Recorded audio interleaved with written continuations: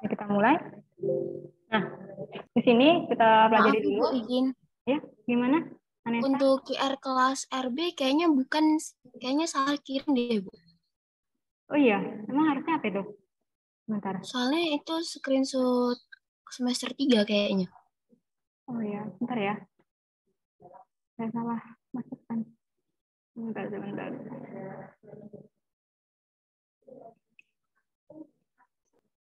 Oke. Kalau nggak teman-teman ini ya, scan dari sini ya, sebentar. Oke. Ini, sebentar. Saya RA ya, RB dengan Ibu Mika ya. Iya Ibu. Oh, sebentar ya. Berarti tadi salah yang dari Ibu Mikanya. Sebentar, nanti saya mintakan dulu.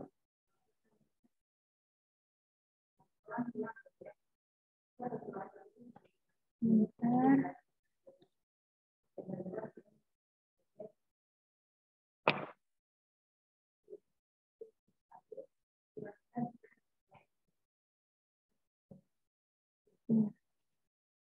Sebentar. Oh,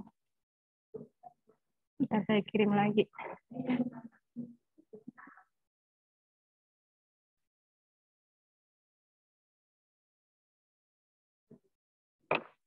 Oh iya, saya salah kirim tadi. Coba yang ini benar tidak? QR-nya.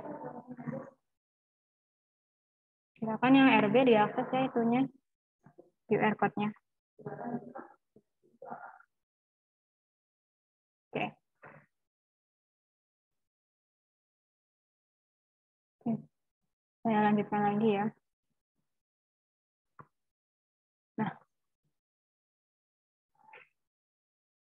Nah, sini kita belajar tentang metode maksimum likelihood ya, maaf, likelihood itu seperti apa. Kemudian kan di metode estimasi ya kita untuk mencari ya bagaimana model terbaiknya, kemudian bagaimana hubungan antar variabel-variabelnya. Misalkan kemarin ada beta 1, ada beta 2, kemudian bagaimana hubungannya kepada si antara X dan Y gitu ya. Kita ingin menjelaskan dengan menggunakan model tersebut, kemudian signifikannya seberapa persen gitu kan, ada R kuadratnya ya gitu. Nah, jadi nanti itu ada perbedaannya antara metode maksimum dengan OLS gitu ya. Oke. Sebentar. Ini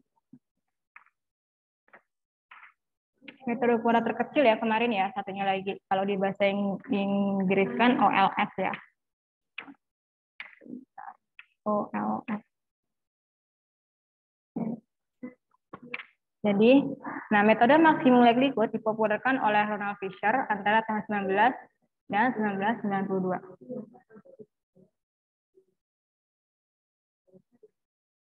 Iya, yang ini tadi siapa yang tes? Tidak bisa ya, sudah ditutup. Untuk QR code-nya bagaimana? Jadi, GFOAM itu hanya untuk yang tidak bisa akses QR code ya.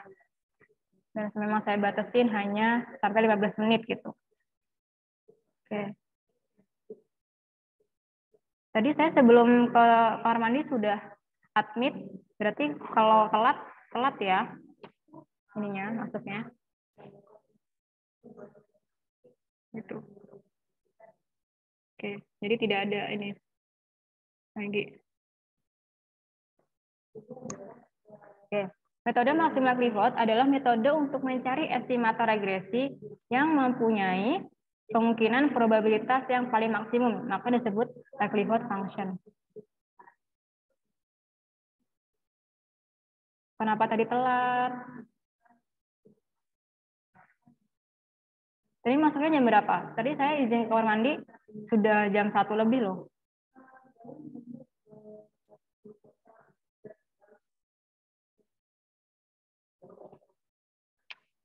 Bentar. Untuk depannya jangan ada sampai kayak gini lagi ya. Karena untuk saya juga manual itunya. Apa mengisinya itu. Ketika kalian menggunakan Google Form itu. Ada yang telat lagi, jadi saya banyak pekerjaannya.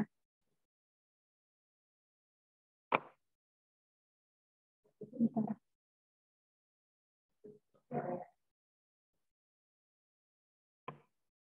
Bentar saya perpanjang. Untuk kedepannya saya tidak terima lagi seperti ini ya. Jadi silakan nanti misalkan ada yang kesusahan, chat ke temennya, minta QR code atau Google Form-nya.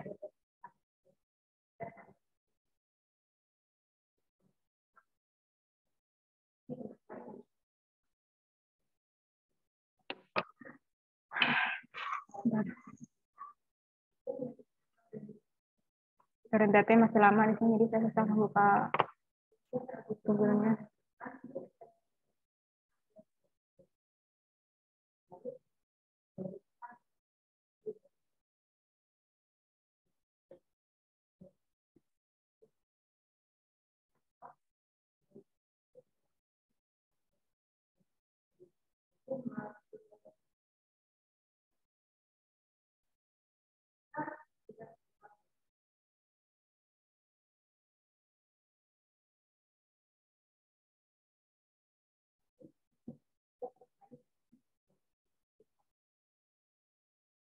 Kan buang waktu kayak gini. Bentar ya.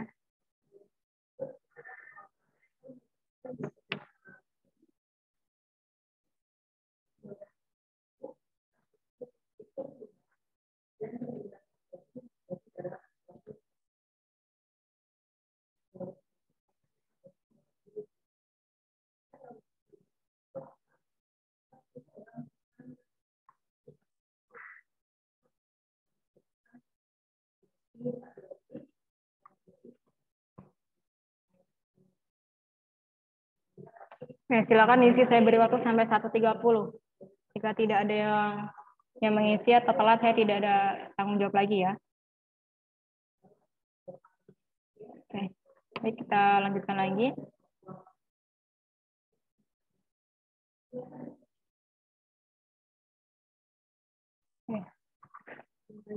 Nah, tadi ya untuk yang pengertian metode maksimum likelihood. Yang ketiga yaitu metode ini akan menghasilkan estimator yang konsisten, efisien, dan berdistribusi normal. Jadi beta 1, beta 2-nya akan dihasilkan untuk yang sifatnya terdistribusi secara normal. Nah, kenapa kita harus menggunakan metode maksimum likelihood? Kenapa tidak hanya cukup OLS ya? Gitu, optimum least square gitu kan.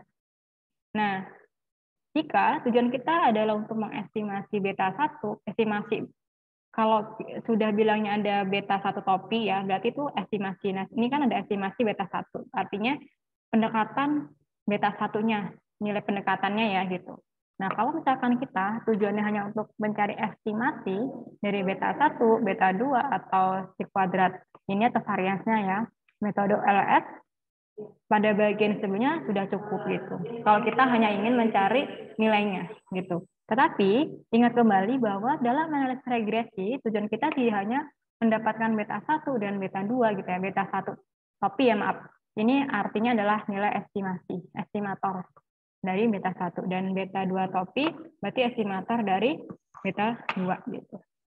Nah, tetapi kita juga harus mendapatkan inferensi atau kesimpulan ya mengenai fungsi regresi populasi untuk menarik kesimpulan tentang beta 1 dan beta 2 yang sebenarnya. Jadi, apa hubungannya? Apakah dia bias ataukah dia tidak bias gitu. Kalau bias itu kan artinya ekspektasi nilai Y-nya dengan nilai Y aslinya gitu ya, itu berbeda agak jauh kalau bias ya. Tapi kalau tidak bias, berarti nilai ekspektasi dengan nilai realnya, kan kita ingin mencari Y-nya ya pasti ya, variabel yang akan kita cari fungsi Y-nya ini.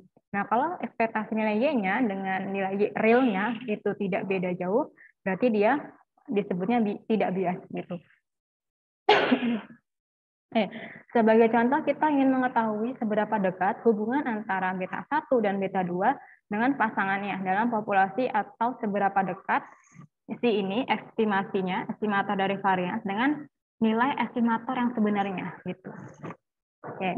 Untuk itu, jika nilai beta 1 estimator, beta 2 estimator dan si kuadrat estimator merupakan variabel acak, kita perlu mengetahui bagaimana distribusi probabilitasnya ya dari fungsi regresi populasinya gitu. Oke.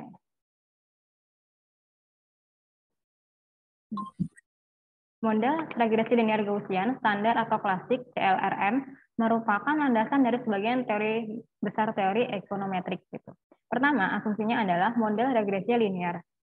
Model regresi linear ini dalam parameter seperti ditunjukkan pada ini ya, kan kemarin linear ada dua ya, linear secara variabel dan linear secara parameter. Kalau linear secara variabel berarti ininya, nah ininya berpangkat 1 ya. Kalau linear secara parameter berarti beta 1 dan beta 2-nya juga berpangkat 1 ya kan. Kemudian maaf ini variabel itu ini ya, variabel ini dan ini.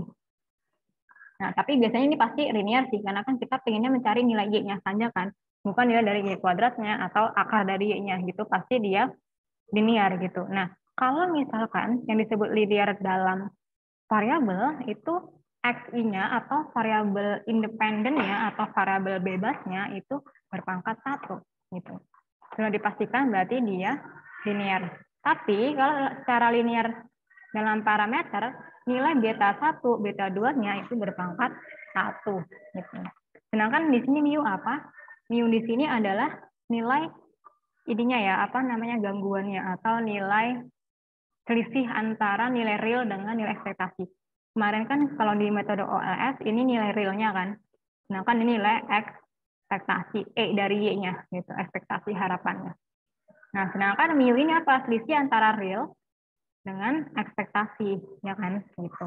Bisa positif, bisa negatif. Tapi kalau beda itu pasti nilainya selalu positif gitu ya. Terkadang lebih besar realnya, terkadang besaran yang ekspektasinya gitu. Oke. Kemudian asumsi yang kedua, nilai X itu dianggap tetap dalam pengambilan sampel berulang-ulang. Maksudnya gimana? Jadi kalau misalkan kita ambil sampel ya, nilai X-nya ini atau istilahnya rentangnya ya itu tetap misalkan X-nya 1, 2, 3, kelipatan dari 1 gitu ya. Meskipun kita ambil sampelnya berulang-ulang.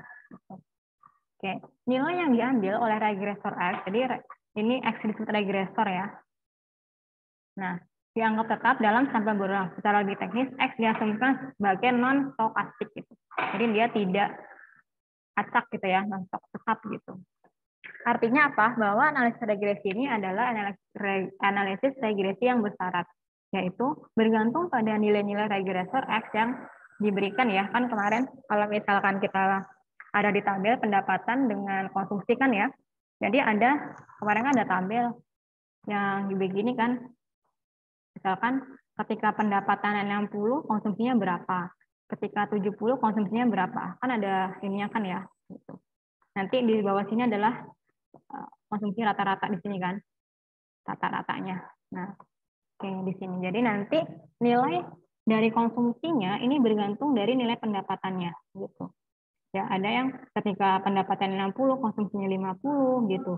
Di sini naik lagi gitu ya. Nanti dicari rata-ratanya di sini berapa konsumsi untuk pendapatannya 60 dolar mungkin ya, satunya 60 dolar. Nah, tapi jadi nanti syaratnya kenapa disebut bersyarat? Karena nilai dari konsumsi itu ditentukan oleh besarnya pendapatan gitu ya. Jadi nanti ada ini kan ada tabel pendapatan gitu. Oke. Kemudian asumsi yang ketiga, nilai rata-rata dari nol gangguan mu i ini ya, yang mu i ini mengingat nilai X yaitu nilai rata-rata. Coba deh. Aduh, bentar.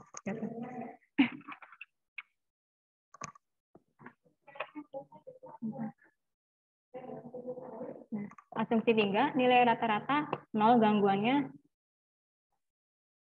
Nilai rata-rata 0 untuk gangguannya ya.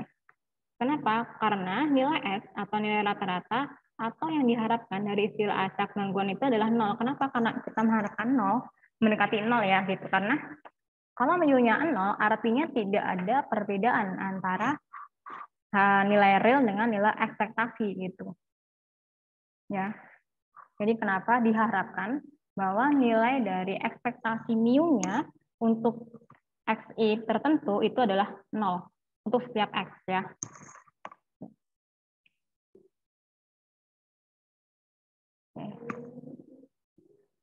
Sampai sini ada yang ditanyakan terlebih dahulu? Oke, tadi kenapa 0 ya? Karena kita mengasumsikan bahwa kita berharap bahwa tidak ada gangguan, alias gangguannya kecil atau bahkan mendekati 0 gitu. Kalau mendekati 0 artinya apa? Dia tidak ada perbedaan antara nilai Y real dengan nilai Y ekspektasinya. Seperti itu.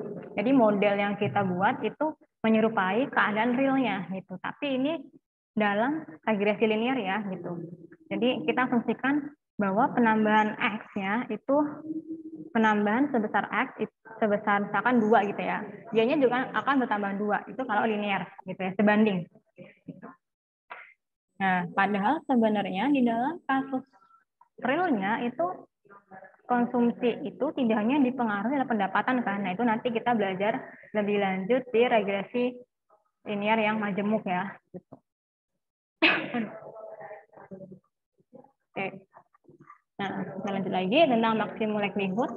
Sebuah metode dari estimasi titik atau point estimation dengan sifat-sifat teoritis yang lebih kuat daripada metode OLS itu adalah metode maksimum likelihood ya.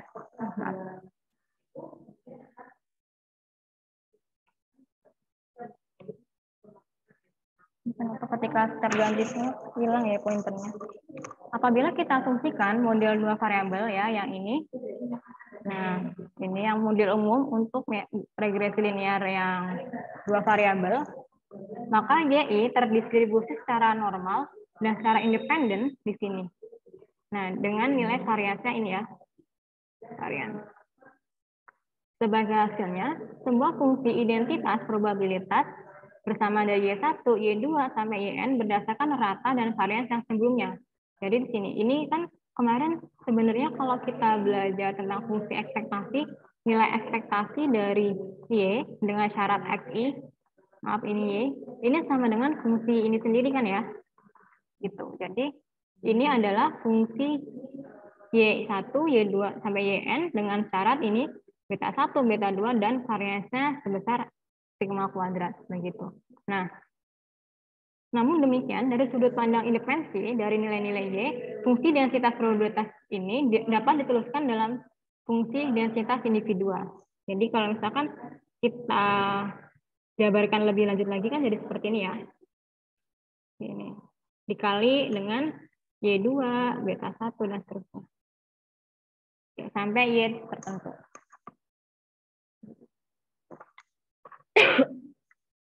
Oke. Nah, kemudian kita memiliki fungsi ini ya, di mana FYI, kan tadi ada FY ya. Kalau kita balik lagi, ada fungsi FY1, ini kan. FYI, kalau I-nya 2 berarti FY2 kan. Nah, dari sini nih. Ini FY1, nanti kan dikalikan ya. Nah, sedangkan FYI itu apa? 1 per sigma akar 2pi eksponen. Eksponen itu adalah E pangkat ya di sini. Jadi E ini adalah E pangkat sesuatu tadi itu. Karena pangkatnya banyak pecahannya, jadi disebutnya eksponen gitu.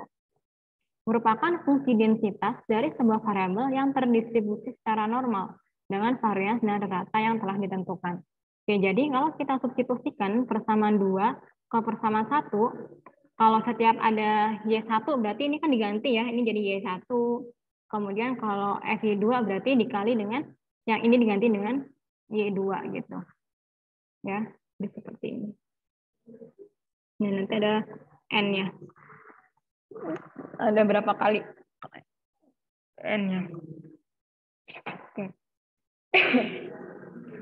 Kemudian, jika Y1, Y2, dan Yn telah diketahui, tetapi beta 1, beta 2, dan sigma kuadrat belum diketahui, jadi kita tujuannya di sini adalah mencari nilai beta 1, beta 2, dan sigma kuadratnya ya, gitu. Supaya ini kita secara manual ya. Kan kalau kita buat dalam bentuk persamaan regresi kan kita bisa dapat ya beta 1, kemudian beta 2 gitu. Kalau ini kita menggunakan maksimum likelihood untuk mencari nilai beta 1, beta 2, dan sigma kuadratnya. Oke, kita balik lagi ke fungsi yang tadi ini ya, fungsi nomor 3 ini. Oke, fungsi nomor 3 ini disebut juga dengan fungsi likelihood. Nah, likelihood function ya, dengan variabel bebasnya adalah beta 1, beta 2, dan sigma kuadrat ini. Nah, kenapa? Karena nanti ini, fungsi ini akan kita maksimumkan. Ini kenapa ya? Setiap pindah Ini selalu hilang kursornya. Oke, jadi ini adalah fungsi likelihood yang total yang akan kita dapatkan. Jadi untuk mencari nilai beta 1, beta 2, karena tadi judulnya adalah maksimum, berarti nanti akan kita turunkan sekali sama dengan 0 gitu kan ya. Kalau kita sudah belajar teori optimasi kan ya. Oke, tapi di sini yang dicari adalah nilai maksimumnya. Gitu. Nah, metode maksimum likelihood sesuai dengan namanya, metode ini terdiri atas estimasi dari parameter-parameter yang tidak diketahui. Maksudnya parameternya beta 1, beta 2, dan sigma kodratnya belum diketahui gitu. Nah, kemungkinan atau probabilitas atau peluang dalam mengobservasi variabel Y yang telah ditentukan ini dilakukan setinggi atau semaksimum mungkin. Makanya disebutnya maksimum likelihood. Tuh. Oke, nah bagaimana? Nah, tadi kan kita tadi punyanya LF ini ya, kita sebutnya likelihood function gitu. Nah, kalau misalkan kita turunkan langsung LF itu dia lebih susah gitu. Jadi kita kalikan ruas kiri dengan ln ya, logaritma natural, sebelah kanan juga dikalikan ya. Kalau dia ln itu pembagian, jadi kan pengurangan ya, ini lebih gampang kita turunkan seperti itu. Kalau seperti ini kan susah ya. Kalau seperti ini susah kan. Jadi kita buat dalam bentuk ln supaya yang berupa eksponen dia bisa dipecah, yang berupa pecahan bisa dipecah gitu. Nah, ini kalau kita ln-kan sisi kiri dan sisi kanan, jadinya seperti ini ya, ln dari likelihood function-nya. Gitu. Nah, tadi sesuai dengan namanya maksimum likelihood, jadi kita cari nilai beta 1, beta 2, dan sigma kuadrat dengan cara diturunkan sekali, kemudian kita sama dengankan 0 gitu ya. Kenapa? Karena turunan pertama itu sama saja dengan gradien. Gradien itu ada yang positif, negatif, dan 0. Kalau positif dia naik, kalau gradiennya 0 berarti dia tidak berada dalam keadaan naik atau turun, berarti dia diam ya. Nah, diam itu bisa berada di puncak atau di lembah kan gitu. Itu disebut dengan optimum. Kemudian ini kalau kita turunkan ya terhadap beta 1 kan kalian sudah belajar di matematika. Mungkin di TPB ya malahan ya. Bagaimana menurunkan terhadap beta 1 parsial ya. Kemudian kita turunkan terhadap beta 2, turunkan terhadap pi kuadratnya. Jadi kalau kita turunkan terhadap beta 1, jika di variabel itu tidak ada beta 1, berarti langsung diturunkan jadi 0 gitu ya. Gitu. Misalkan kita punya seperti ini ya. Ada fungsi Z ini.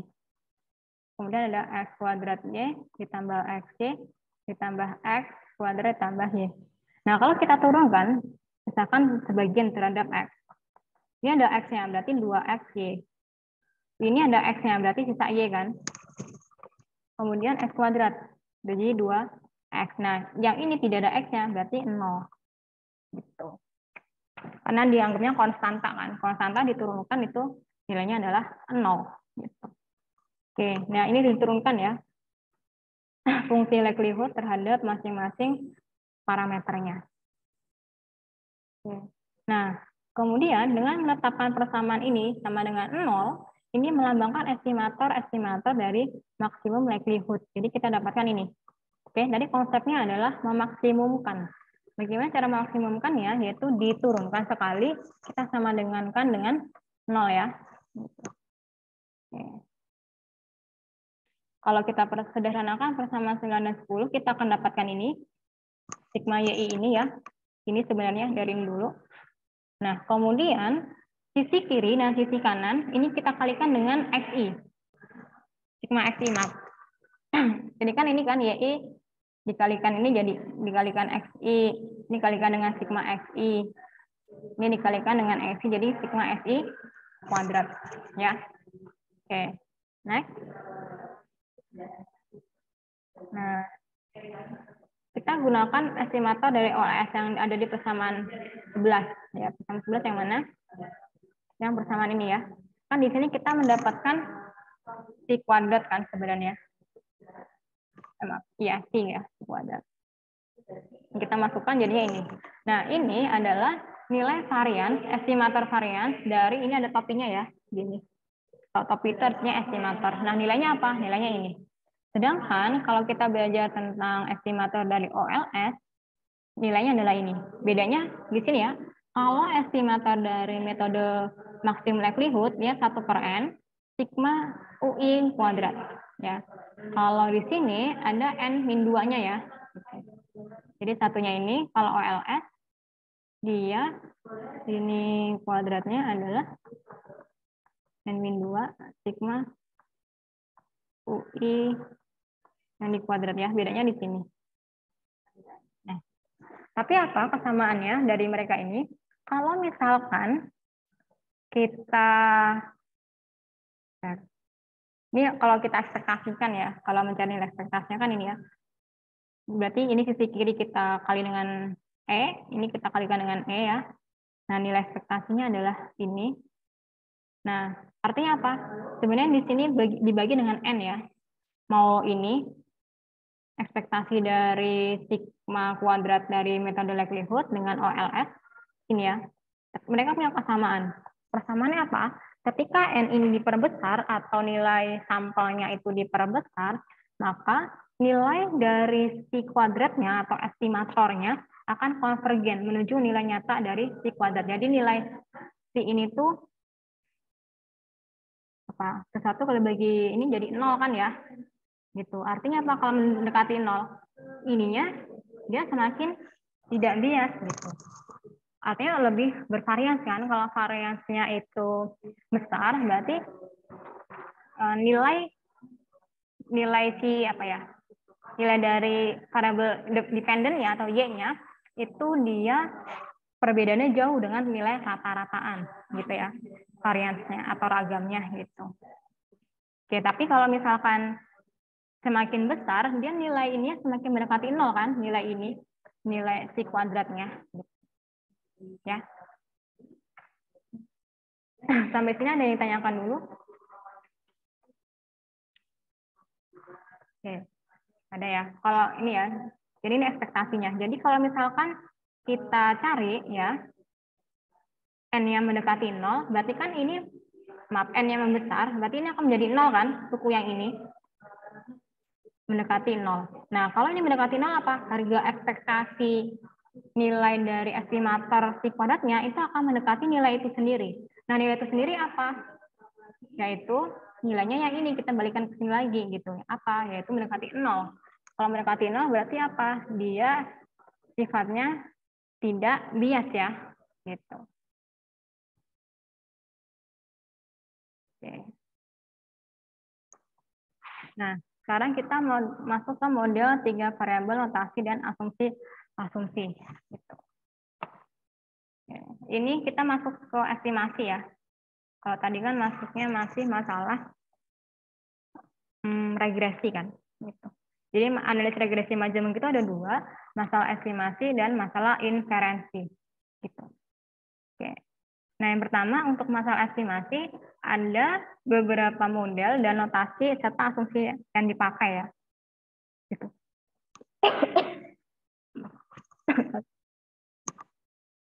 Oke, seperti yang kita tahu bahwa teori ekonomi tidak sesederhana bahwa hanya pendapatan. Kalau misalkan kita lihat ya contohnya di sebelumnya yang dijelaskan oleh Ibu Mika yang di tabel kemarin ya, bahwa kalau kita kemarin menganalisis konsumsi itu hanya dipengaruhi oleh pendapatan. Tapi pada realitanya teori ekonomi itu tidak sesimpel itu gitu. Kenapa? Karena banyak faktor atau variabel yang mempengaruhi konsumsi itu sendiri. Misalkan kekayaan konsumen, ya bagaimana ya dia misalkan pendapatannya besar gitu, tapi kalau misalkan dia berada dalam kondisi lingkungan kerja yang apa ya tingkat kekayaannya sedikit kan dia juga akan mempengaruhi ya nilai konsumsinya. Kemudian bagaimana harga komoditas itu sendiri gitu, apakah mahal atau tidak untuk membelinya gitu ya. Kemudian contohnya emas ya, kalau misalkan harga pendapatan kita tinggi tapi pada saat itu harga emas itu juga tinggi gitu. Berarti kan kita akan cenderung mengurangi konsumsi kita ya untuk membeli barang emas tersebut gitu. Kemudian untuk pendapatan konsumen, ya tadi sudah disebutkan bahwa sebenarnya faktor yang paling krusial ya, bahwa konsumsi itu dipengaruhi oleh pendapatan. Tapi ada faktor-faktor yang minornya lagi gitu, selain dari pendapatan konsumen.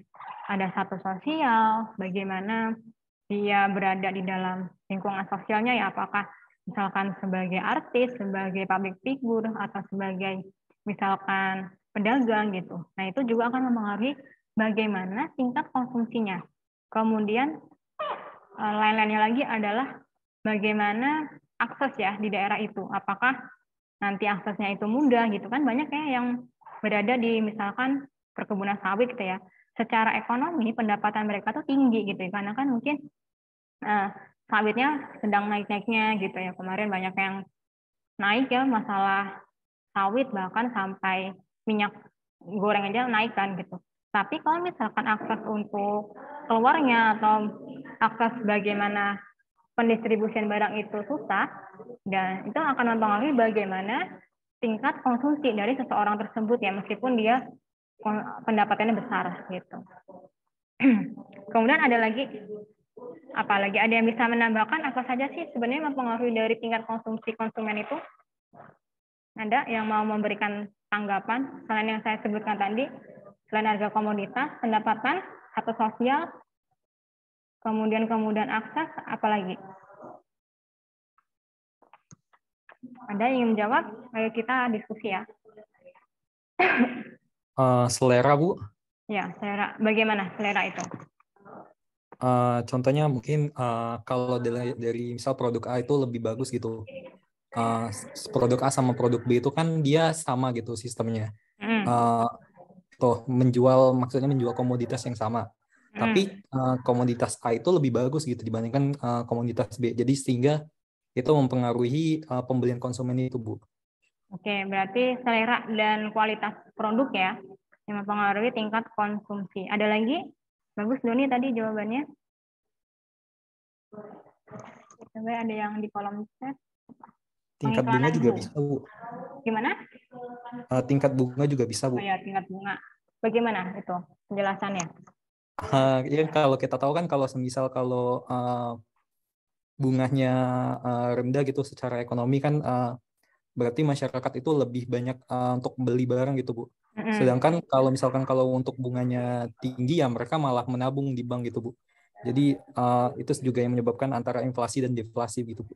Oke, benar ya. Tadi suku bunga juga sangat mempengaruhi gitu. Kalau misalkan itu juga bisa disebabkan karena ekonomi di negara ya. Karena kalau ekonominya itu anjlok, otomatis ya suku bunganya akan tinggi kan ya kalau misalkan kita membeli sesuatu itu. Nah, maka banyak yang akan menabung gitu ya daripada membelanjakan uang di saat suku bunganya sedang naik-naiknya gitu ya.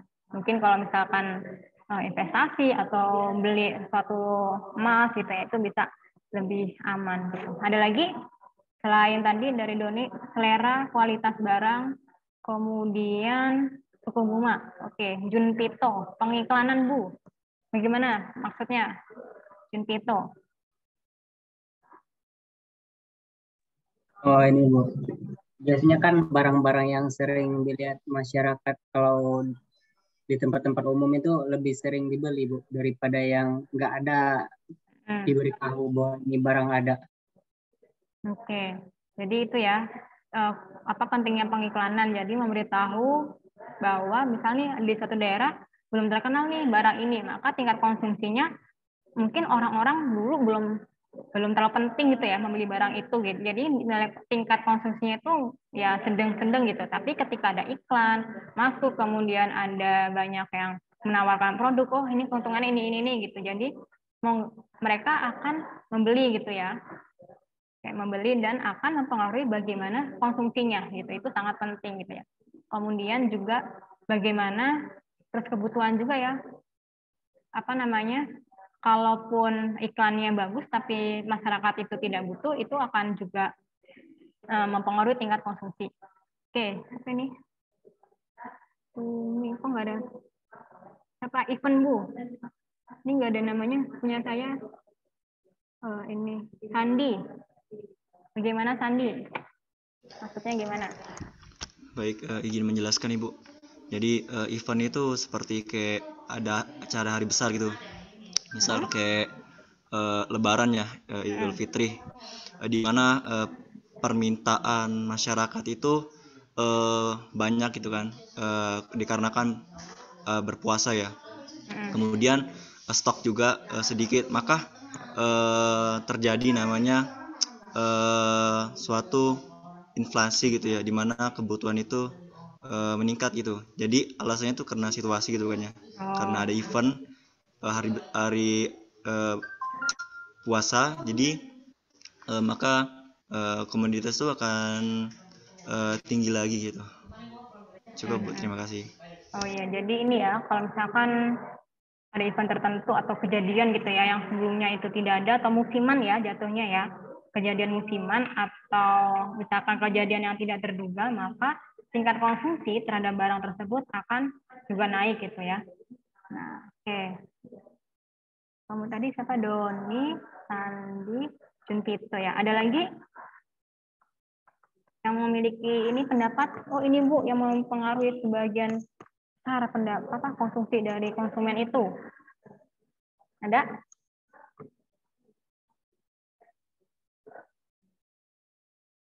Oke, ada banyak ya, apa nih yang di chat lagi? Gaya hidup, oke. Gaya hidup bagaimana arti maksudnya? Gaya hidup. Gimana? Suara belum. Bagaimana arti? Mau sharing? Bagaimana? Bu. Kalau dari RV tadi tingkat pendidikan, Bu. Oh, tingkat pendidikan ya. Oh, saya nggak bacanya tingkat. Ya, bagaimana? Jadi karena tingkat pendidikan itu kan mempengaruhi pola pikir manusia gitu, Bu. Jadi barang-barang atau tingkat konsumsinya pun berbeda-beda gitu, Bu. Kadang ada yang perlu ini, perlu itu, dan sebagainya. Mungkin itu sih, Bu. Iya.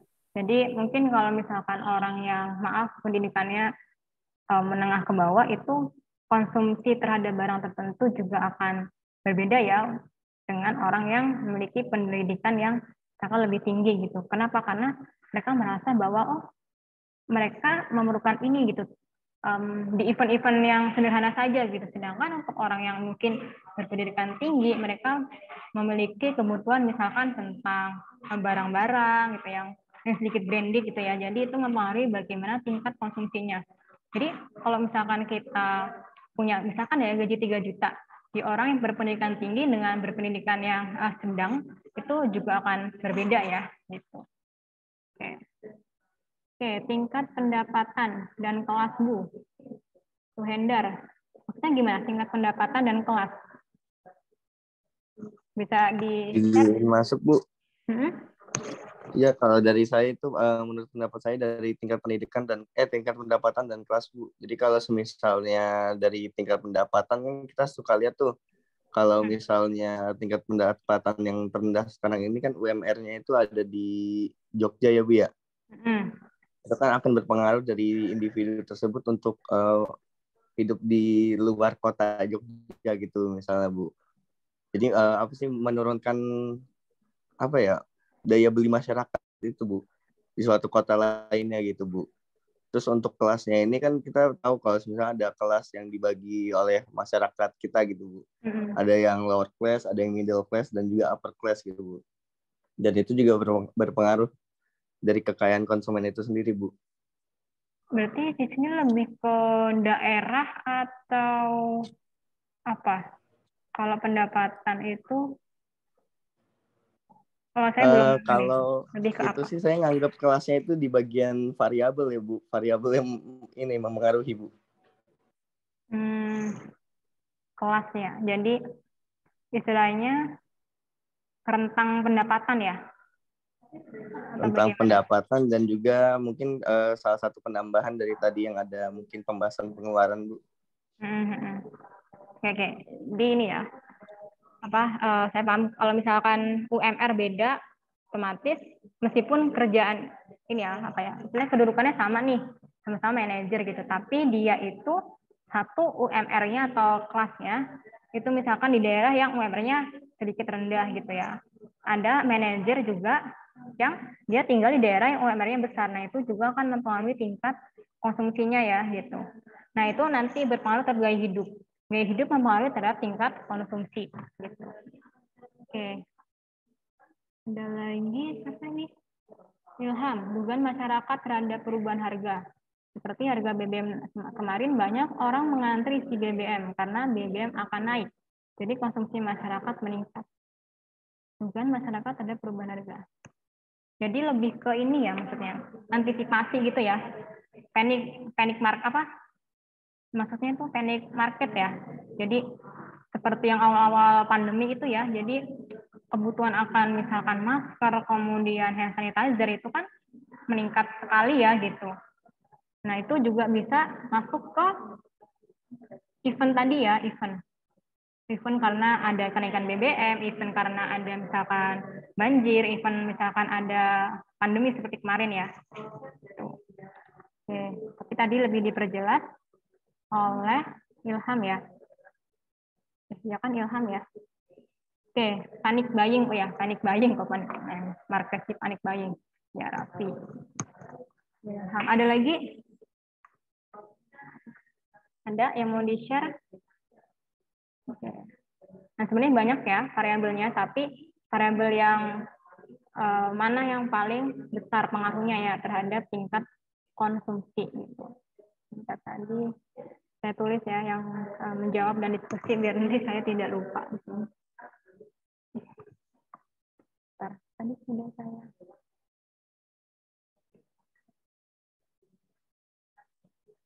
Oke.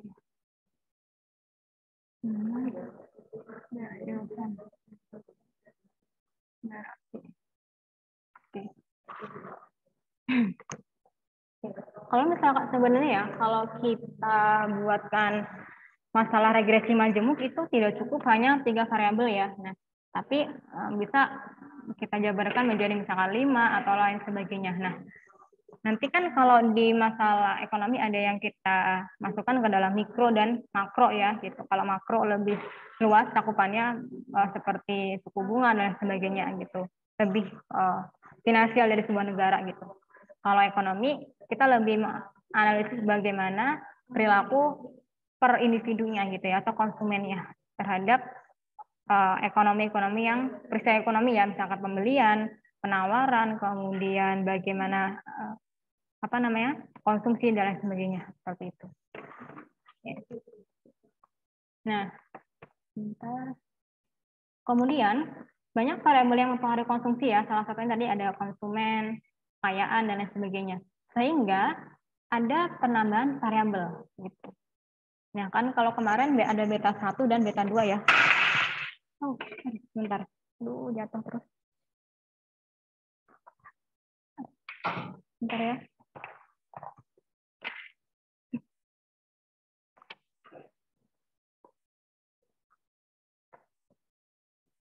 Sebentar.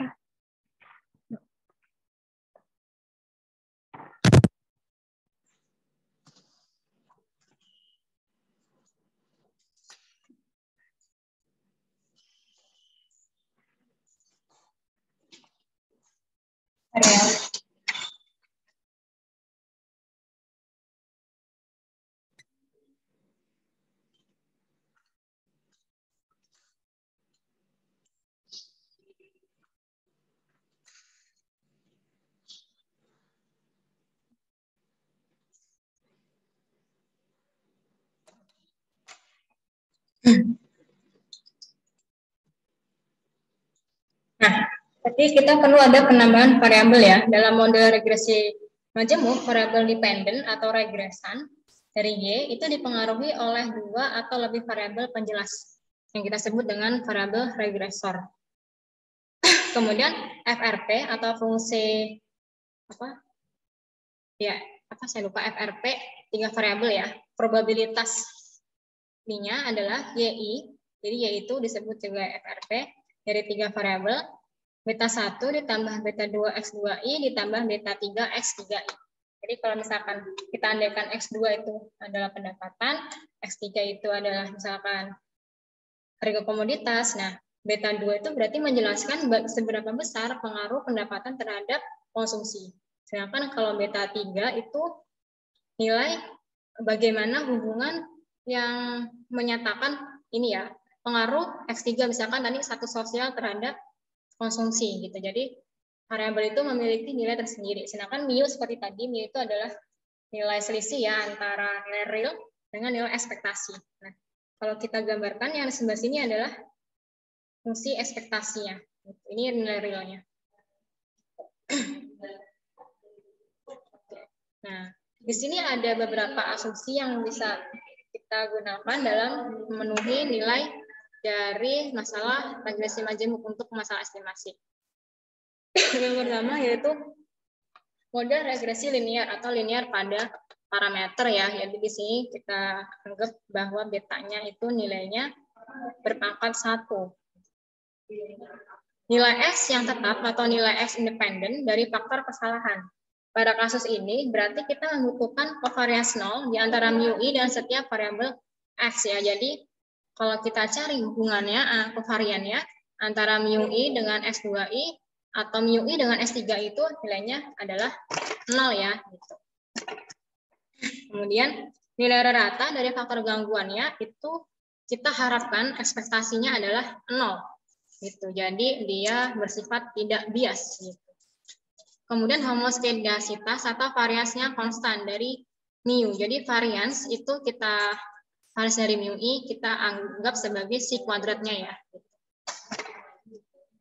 Homoskedasitas. Jadi dianggap bahwa datanya itu tidak terlalu menyimpang jauh ya homoskedasitas.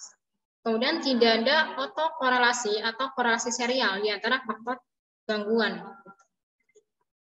Oke, kemudian sudah jelaskan waktu itu pernah saya bahas apa hubungan dari varians dengan kovarians gitu ya. Ini banyak yang mengulang dari mungkin sudah belajar dari ADW atau di Rancop ya. Oke, kemudian asumsi yang keenam bahwa jumlah observasi dari N harus lebih besar daripada jumlah parameter yang diestimasi. Gitu. Jadi pada kasus kita tadi parameter yang diestimasikan 3 ya, gitu. Ada beta 1, beta 2, ada beta 3. Di mana observasi yang kita masukkan itu harus lebih dari 3 itu gitu. Kan tidak mungkin ya sampelnya 3 gitu kan. Untuk yang variabel 2 saja kemarin kita butuh sekitar 80 data kan. Harus terdapat variasi pada nilai variabel X. Jadi tidak boleh X-nya sama terus, misalkan di waktu 1 atau di I1 X-nya adalah misalkan ya kalau keuangan pendapatan $20 tidak boleh gitu. Jadi kita harus memerlukan variasi di variabel X-nya ini gitu. Entah X1 atau S2 atau S3 ya. Jadi X1 tadi misalkan variabel bebas untuk pendapatan, X2 tentang variabel bebas untuk misalnya status sosial gitu. Tergantung teman-teman mau mencari atau membuat parameternya itu sebanyak apa gitu ya. Jadi mungkin ada nanti boleh nih diestimasi semua ada 10 faktor nih, tapi pasti nanti ada nilai betanya yang sangat kecil ya. Yang sangat kecil itu biasanya dianggap sebagai variabel yang parameter yang minor gitu ya. Kalau variabel kan X ya, parameter yang beta ya. Oke. Kemudian tidak ada kolineritas di antara variabel X. Jadi tidak ada hubungan yang secara linear ya antara S2 dan S3. Jadi misalkan S2 adalah pendapatan, S3 adalah status sosial. Jadi kalau misalkan kita buat nanti di grafik, ini S2, ini S3, dia tidak boleh linear gini. Gitu.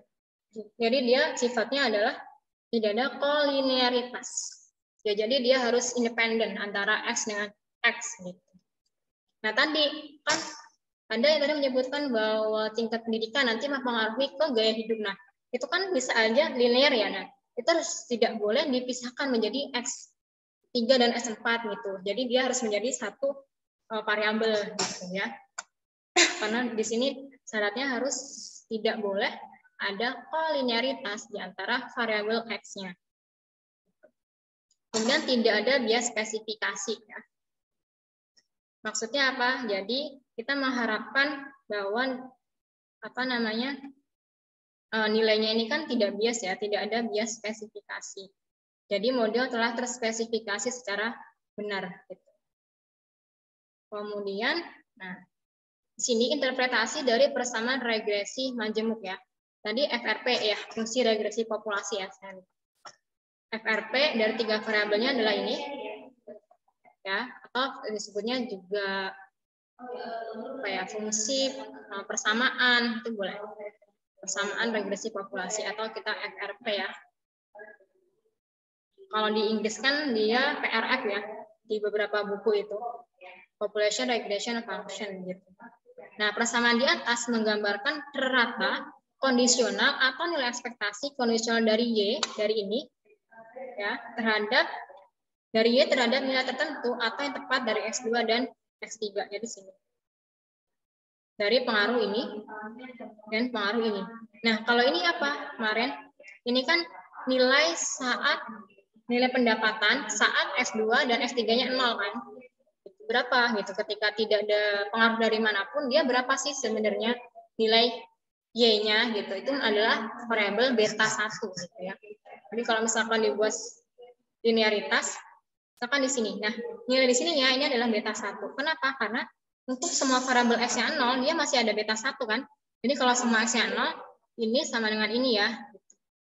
Kan Y-nya belum ada kan? Karena masih data awal.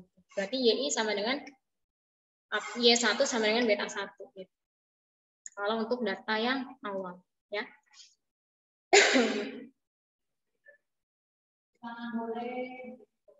Nanti XI, nanti ini ada XI1 dan XI2 ya. Ini gini. Ini XI1 dan XI.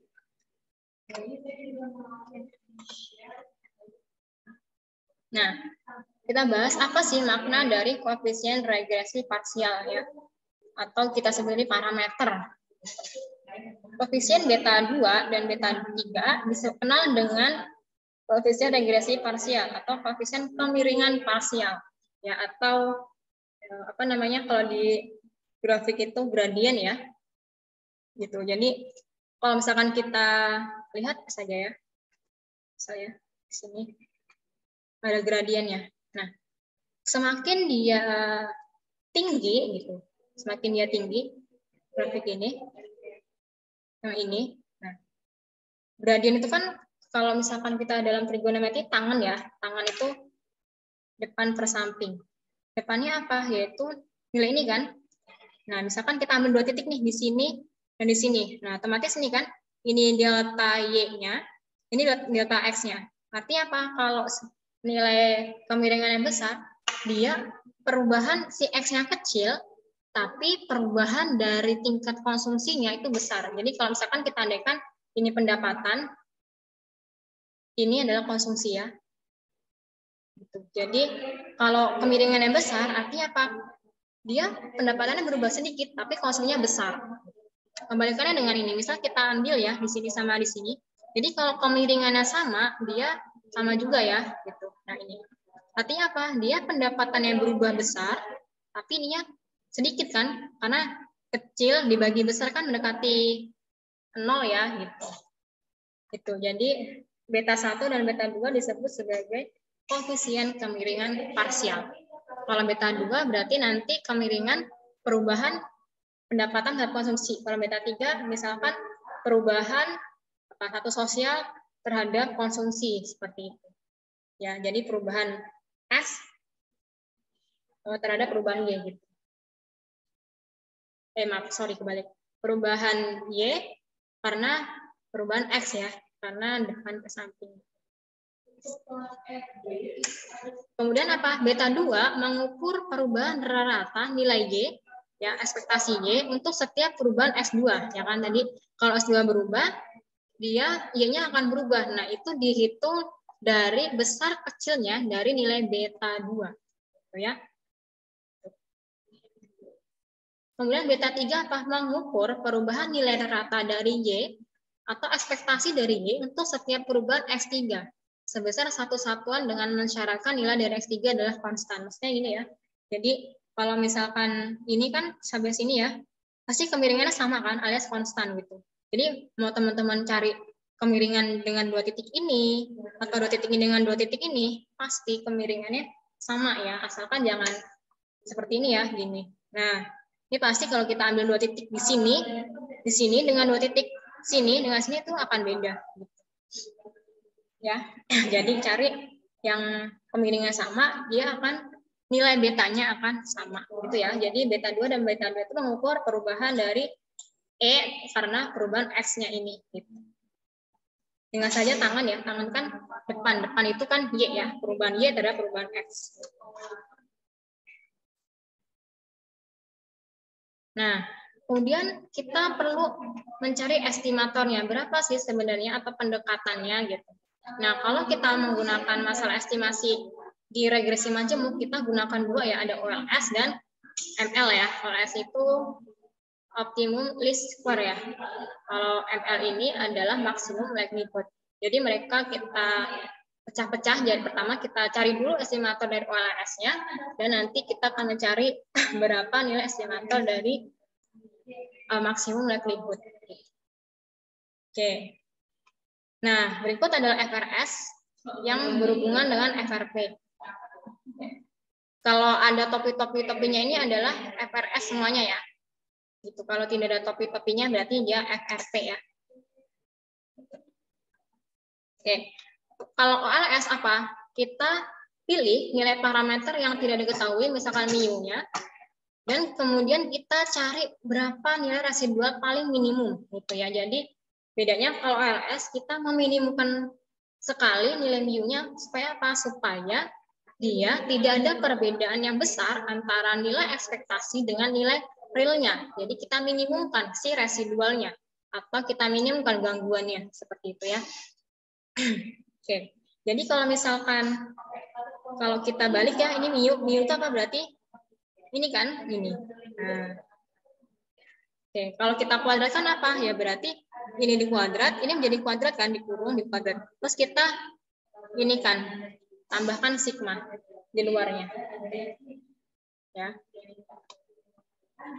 Nah, pokoknya persamaan normalnya kalau 744 ini kita kalikan dengan S2I ya. Jadi seperti ini. Kalau 745 persamaan normalnya kita kalikan dengan X3I. Ya.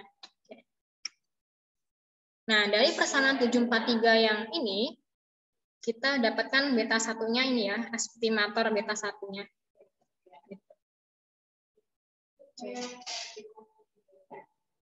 Nah, kemudian beta 2-nya seperti ini, beta 3-nya seperti ini. Nah, contohnya kita ambil dari beta 2 lah ya. Ini apa? YI X2I. Jadi, kalau misalkan kita punya tabel, ini YI, ya, ini X2I, kemudian di sini ada X3I. Nah, ini ada apa lagi? YI dikali X3I, X2I dikali X3I. Ya, nanti kan ini ada nilainya ya. Berapa? Ini saya ambil dari 1, 2, 3, 4. Nah, I itu adalah data ke gitu ya.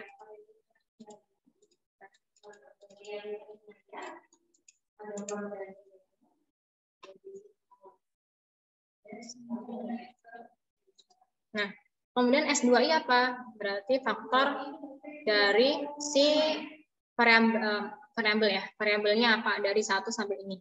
Namanya S3. Berarti misalkan kalau ini pendapatan ke hari berapa gitu. Ini misalkan apa ya? Satu sosial.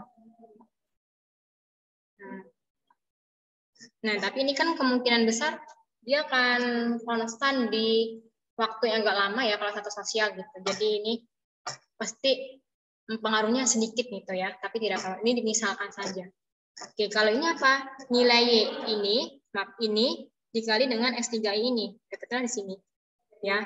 Kalau S2I apa? Berarti nilai dari ini dikali dengan X3I ini. Oke? Jadinya yang ini. Oke, nanti ditambahkan ya. Ini kan ada datanya ya. Ditambah. Nanti di akhir disigmakan. Ini disigmakan. Nanti teman-teman dapat ini kan. Ini. Dapat ini. Kalau ini apa? Sigma 3 I yang dikuadrat. Berarti nanti misalkan buat satu kolom lagi, X3I yang dikuadrat. Berarti ini misalkan 2 ya, berarti sini 4 kan. Ini berapa, nanti di akhir dijumlahkan. Dapatlah yang ini. Oke. Yang ini berarti sigma YI, berarti yang ini ya, yang ini. Kemudian X2I yang di sini. Oke. Nah, nanti ini X2 ini kuadrat, sigma dikali sigma X3 yang kuadrat, ini sigma yang kuadrat. Dan seterusnya. Ya. Ini juga untuk beta 3-nya. Nanti kita akan dapatkan nilai estimatornya. Ini lebih gampang kalau kita gunakan Excel ya. Nah, sebenarnya ini untuk membuktikan ya kalau misalkan kita gunakan dua variabel, berapa nilai beta 2 dan beta 3 dengan menggunakan Excel secara langsung ya. Kan kalau di Excel kita bisa dapetin ini kan, persamaannya di sini ada Y sama dengan bla bla bla bla, gitu kan ya. Nah, kita buktikan berapa sebenarnya sama tidak sih. Oke. Kalau beta 1-nya tadi yang ini ya, Y min beta 2 X2 min beta 3 X3. Jadi sebenarnya kalau mencari beta 1, ini disigmakan ya, ini sigma, ini sigma, ini sigma. Atau cari saja berapa nilai Y saat X2 dan X3-nya 0, itu nilai beta 1-nya. Ya, untuk beta 3-nya ini sama, ini saja, sesuaikan saja dengan sigma, kemudian dibuat dalam bentuk kolom ya. Terus nanti disigmakan. Oke. Nah, kalau tadi kita mencari nilai estimator dari beta 1, beta 2, kemudian beta 3, sekarang kita mencari berapa estimator dari variansnya. Nah, variansnya ada dua jenis ya, ada varians terhadap beta 1 dan varians terhadap beta 3 ya.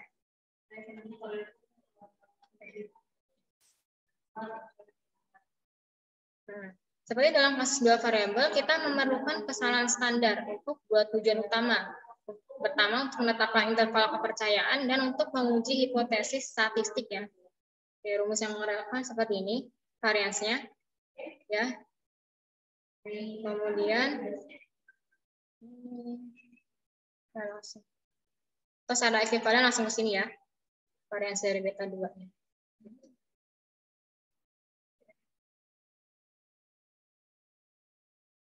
Nah, ini kita balik lagi ya, tadi dibuktikan ya bahwa estimator dari si kuadrat untuk metode likelihood ini ya. Untuk metode regresi majemuk ataupun yang linear, estimator dari si kuadrat maksimum likelihood-nya sama ya dengan yang sebelumnya ya. Kalau yang tadi kan saya jelaskan untuk yang regresi biasa. Kalau untuk yang regresi majemuk ternyata sama. Untuk OLS juga sama ya. Jadi dia ketika N-nya membesar, nilai ekspektasi estimatornya akan mendekati 0. Gitu. Nah, kemudian kita masuk untuk mencari koefisien determinasi majem R kuadrat ya, atau fit koefisien ya, untuk mencari seberapa besar nilai errornya kan,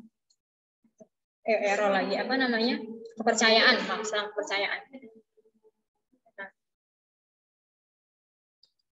Nah, kalau R kuadrat itulah koefisien determinasi majemuk. Kalau R besar itu koefisien korelasi majemuk. Besaran ini sudah pernah dipelajarin ya sebenarnya. Di mana itu? Rancop ya, yang salah ya.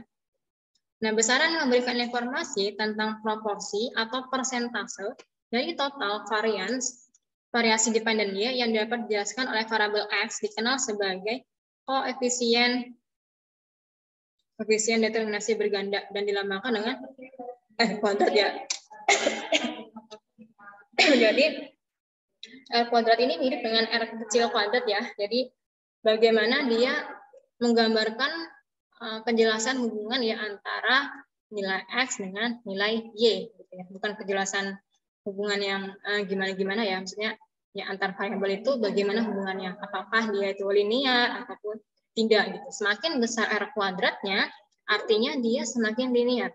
Jadi perubahan dari X itu secara proporsional diikuti pula oleh perubahan variabel dari si Y-nya.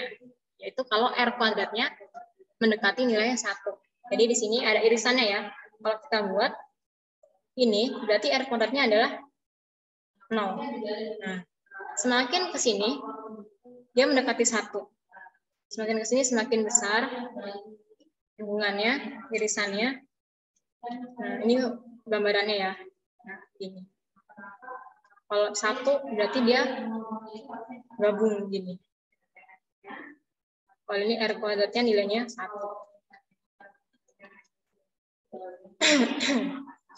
Ya. Ini FRP, ini FRS ya. Nah, ini kita sebut sebagai nilai ekspektasinya kan ya.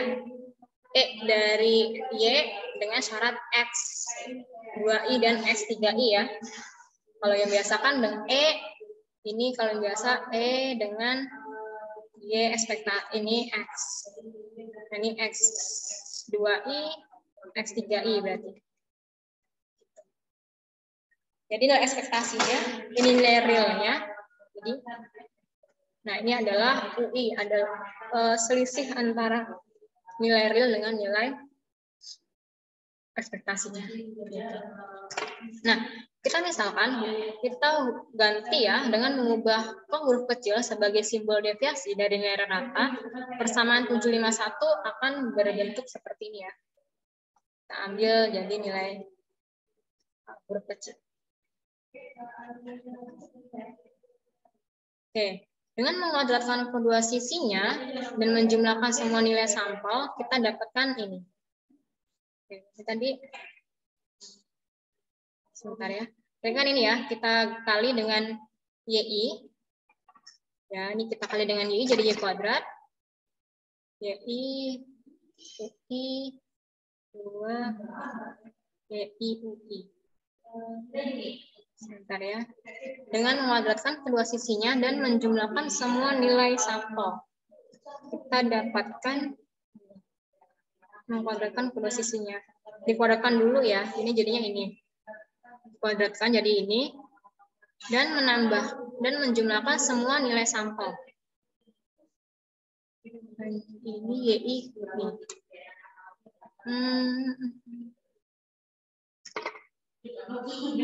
Dapat dari mana ya? Dengan mengkuadratkan kedua sisinya dan menjumlahkan semua nilai sampel, kita dapatkan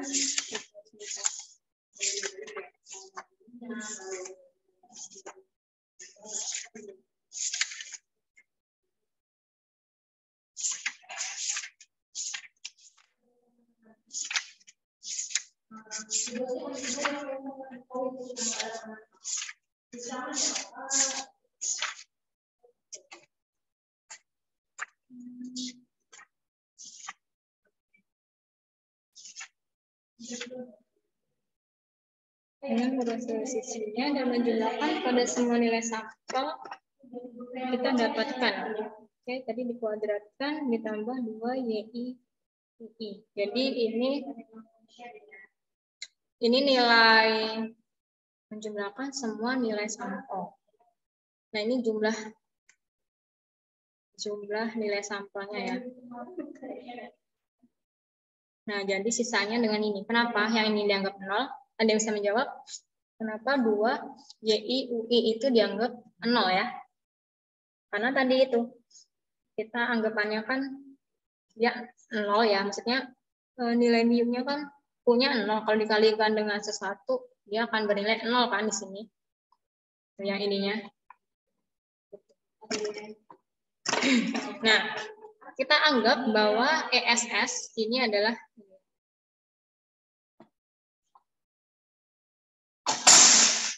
menyatakan 753 menyatakan total jumlah kuadrat. Ini kita anggap sebagai total jumlah kuadrat ya. Oke, sama dengan penjelasan atas jumlah kuadrat yang ini. Ini jumlah kuadrat. Jumlah kuadrat ya. Ini akan berarti sigma YI topik kuadrat itu ESS ya. Jumlah kuadrat. Kemudian jumlah kuadrat residual. Ini jumlah kuadrat residual. Oke, ini namanya RSS. Ini jumlah kuadrat residual summary sum ya. Apa? Square sum. Jumlah kuadrat. Nah, ini SS. Nah, sedangkan R kuadrat itu apa? ESS dibagi TSS. ESS-nya apa tadi? Sigma YI topik kuadrat dibagi TSS. TSS ini yang ini ya. Ini TSS. Ini berarti sigma YI kuadrat. Nah, ini bisa diganti dengan ini kan? Nah, sigma beta 2 dikali YI X2I ditambah beta 3 YI X3I. Oke. Ini R kuadrat ESS dibagi TSS. Jadi, secara ininya berarti apa? ES berarti ekspektasi kuadrat dibagi nilai real kuadrat ya, jumlah ekspektasi. Nah, SS itu berarti jumlah kuadrat dari ekspektasinya dibagi jumlah kuadrat dari nilai realnya, itu adalah R kuadratnya atau koefisien determinasi majemuk, mengukur seberapa linearkah hubungan ke semua variabel terhadap nilai Y-nya ya. Oke. Nah, sini ya, setelah kita mendapatkan nilai dari beta 1, beta 2, sigma kuadrat, kemudian R kuadratnya, kita bisa menganalisis bagaimana inferensianya, atau inferensia di sini dimaksudkan untuk membuat kesimpulan tentang populasi, ya kan? Kan apa namanya, kalau data itu sangat sulit ya kita mendapatkan data populasi, pasti kita membuatnya adalah sampel yang kita analisis. Nah, tapi nilai dari sampel ini kita bisa menganalisis bagaimana sih sebenarnya sifat dari populasi kita ini gitu ya. Jadi dan jumlah minimum sampel itu ada kriterianya ya gitu. Jadi kalau misalkan oh kira-kira populasinya sekitar 1.000 orang nih, berarti minimal berapa sampelnya? Itu ada perhitungan sendiri seperti itu ya. Nah, tapi apa? Dari inferensia ini kita dapat beta 1, beta 2 dan sigma kuadrat, kita ingin membuat kesimpulan terhadap populasi ini, apakah dia terdistribusi normal, apakah nanti dia itu saling berkorelasi satu sama lain. Nah, ini bisa diterangkan dari inferensia ya. Di sini tidak dijelaskan secara lebih detail ya, mungkin pertemuan selanjutnya untuk masalah inferensia. Jadi di perkenalan sedikit saja, secuplik gitu ya, terkait tentang masalah inferensia. Jadi analisis regresi masing-masing itu ada dua ya, masalah estimasi dan masalah inferensia. Estimasi kita mencari estimatornya, inferensia kita membuat kesimpulan. Nah, kesimpulan ini bisa kita jadikan sebagai bahan, misalnya referensi ya, misalkan kalau kita bekerja di suatu pemerintahan gitu ya, jadi kita bisa tahu, oh untuk mendapatkan nilai Y seperti ini gitu ya, kita harus X-nya berapa gitu ya. Kalau misalkan kalau dihubungkan dengan misal apa ya, pendapatan negara Y-nya, sedangkan X-nya ini misalkan pajak, kemudian dan lain sebagainya. Jadi kita bisa membuat suatu saran gitu ya. Untuk mendapatkan nilai Y seperti ini, kan tadi ada ini ya, ada beta 1, beta 2 X2, beta 3 X3 gitu ya, ada I-nya. Nah, untuk mendapatkan Y sejumlah ini gitu, kita harus mendapatkan ini tuh berapa? Gitu ya. Jadi kalau kita sudah melakukan beta 1, beta 2, beta 3 itu kan nilainya konstan ya. Jadi kita tinggal mengubah. Oh, kalau pengen Y segini berarti X-nya segini dong. Nah, untuk mendapatkan X yang seperti ini, kita harus melakukan cara apa? Nah, itu yang disebut sebagai inferensia gitu ya. Kesimpulan dijadikan sebuah informasi yang bermanfaat gitu ya. Atau misalkan yang bekerja di bagian big data gitu ya, bisa mencari solusinya. Oh, kalau misalkan ingin misalkan apa ya, viewersnya seperti ini gitu. Jadi kira-kira jam tayangnya di berapa gitu ya, gitu. X-nya misalkan variabel bebasnya di jam, atau misalkan apa ya, event-event tertentu gitu kan. Jadi kita bisa menyesuaikan data streaming ya disebutnya. Kemudian pengujian hipotesis mengasumsikan beberapa bentuk seperti berikut ini gitu ya. Jadi untuk mencapai kesimpulan ini kita harus melakukan hipotesis ya. Ada hipotesis yang H0, H1 ya. Mungkin sudah belajar ya beberapa untuk uji T, uji F gitu ya. Nah, itu sebenarnya diperlukan di masalah prinsip ekonomi mikro ini. Yang pertama, menguji hipotesis tentang koefisien regresi parsial dari individu ini. Oke. Kemudian menguji signifikansi ini dengan uji T ya. Kita dengan uji T. Kemudian menguji signifikansi keseluruhan dari estimasi regresi berganda model, yaitu mencari tahu apakah semua koefisien kemiringan parsial secara simultan sama dengan 0 ya. Kalau misalkan tidak sama dengan 0, kita tolakkan ya ujinya gitu. Kemudian menguji apakah 2 atau lebih koefisien sama satu dengan yang lain gitu. Seperti kita menguji beta 2 dengan beta 3 gitu, sama tidak. Oke, untuk alasan yang baru saja dijelaskan, kita tidak dapat menggunakan uji T biasa untuk menguji apakah hipotesis gabungan koefisien kemiringan parsial yang sebenarnya adalah 0 secara bersamaan. Jadi kita tidak bisa langsung menggunakan uji T ya dalam menganalisis si hubungan antara dua koefisien ini ya, X2 dan X3 gitu. Kemudian 4, menguji bahwa koefisien regresi parsial memenuhi batasan tertentu. Yang kelima, menguji stabilitas model regresi yang diperkirakan dari waktu ke waktu atau dalam unit penampang yang berbeda. Nah, jadi kita bisa harus memastikan bahwa model yang kita gunakan itu masih relevan gitu ya untuk rentang waktu tertentu. Gitu. Nah, ini ada beberapa uji juga gitu. Kemudian pengujian bentuk fungsional model dari regresi.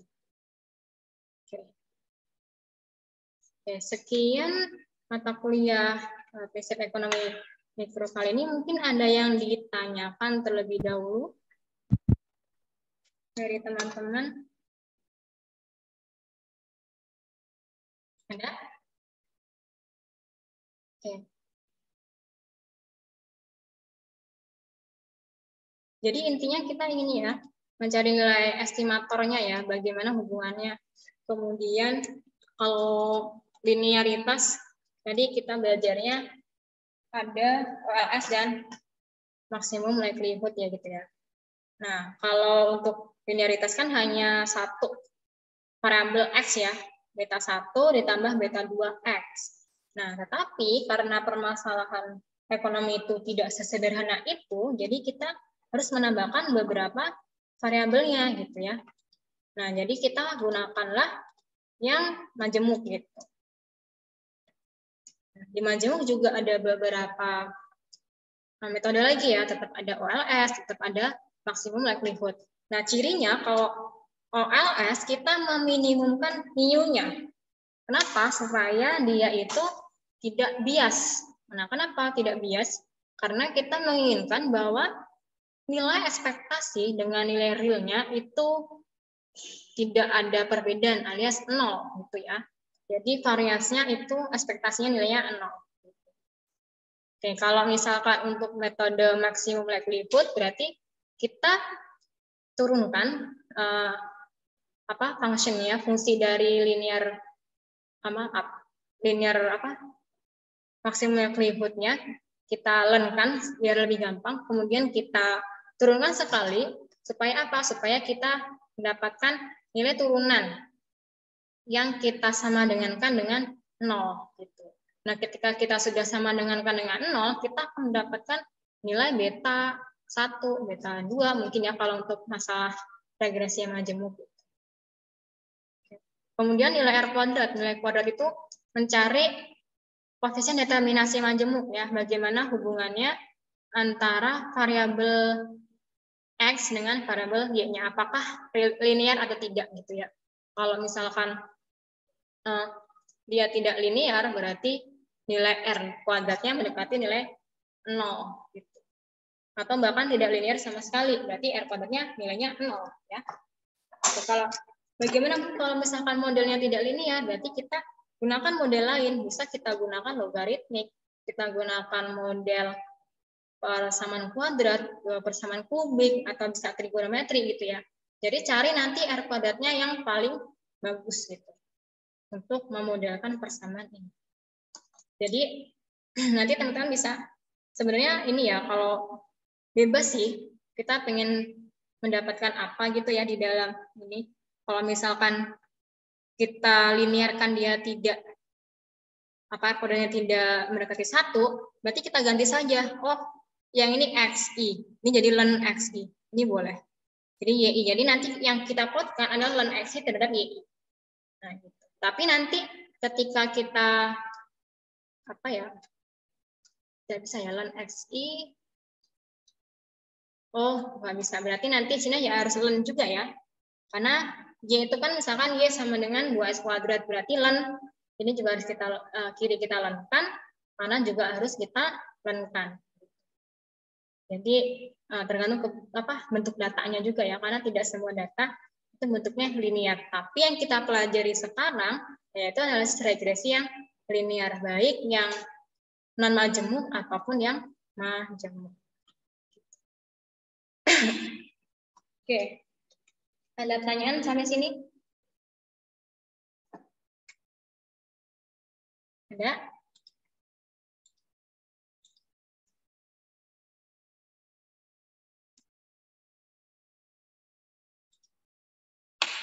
Bentar ya, saya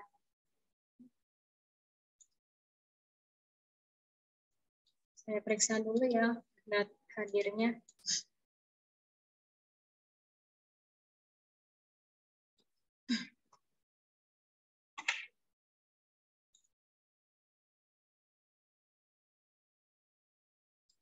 Saya tanya dari Google Form. Sebentar ya.